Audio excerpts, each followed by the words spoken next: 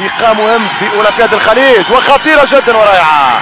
الاولمبياد احكي على بيجينغ بكين في كينيا في الصين، والخليج هي تصفيات المنطقه الاسيويه.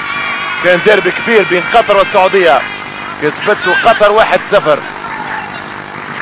المنتخب القطري يتصدر في مجموعه فيها اليابان والفيتنام. اليابان ايضا.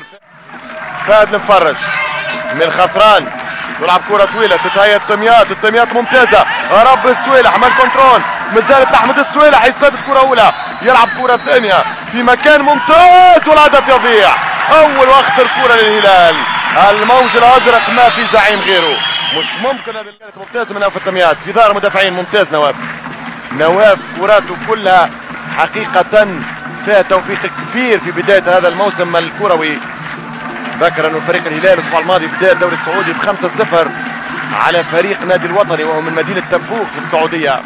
في البطولة خاصة المسؤولية كبرت بعد خروج نادي الوكرة، بينما انطلاقة سريعة وكرة فيها إمكانية وتسديدة جميلة قبل ما ينقل هويته الرسمية النهائية إلى الهلال. والتميات يسدد جميلة ملعوبة من نواف. المرمى والأهداف جميلة التسديدة. قول القذيفة ترجع للفريق الهلالي. كرة طويلة تتهيأ مرة ثانية ممتازة جدا. ال1-2 والهلال في شكل ممتاز جدا اليوم. المباراة أحسن بكثير وكرة على العارضة. مش ممكن الرائع، مش ممكن المايسترو، مش ممكن ساحر الأجيال. كبير يا نواف يا تميات، كبير يا تميات. شوف اللعبة، شوف الضربة، شوف الركلة، وشوف الحظ والصدة من العارضة تنوب عن قطر وناديها أم صلال. الحارس يتفرج، الجمهور يستمتع. نواف التميات يسحرنا للكورة الشبانة يعلمنا وابدا باللون الازرق للهلال.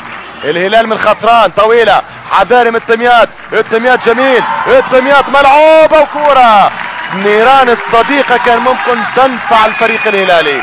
كورة كانت من حمد عبد الله الحمد كديغات مرماه. رائع يا ولد، رائع يا نواف. التميات يرجع في ليلة الفورمة، يرجع من التميات، ينطلق نواف يلعب بالراس خطير على دفاع أم صلال لحد الآن يكتفي بالصمود. الفريق الهلالي يضغط، اللمسة الأخيرة منقوسة والراسية وهدف يضيع. مش ممكن يا مفرج، مش ممكن. فهد المفرج ضيع كورة الشوط، ضيع كورة منعرج المباراة. الراسية القى وقته، القى راسه، القى الضربة، القى الكورة في مكان شعار آخر. رغم أنه نعرف أنه التعادل تقريب يقصيه من هذه البطولة الخليجية، والشوط الأول ينتهي على الصافرة.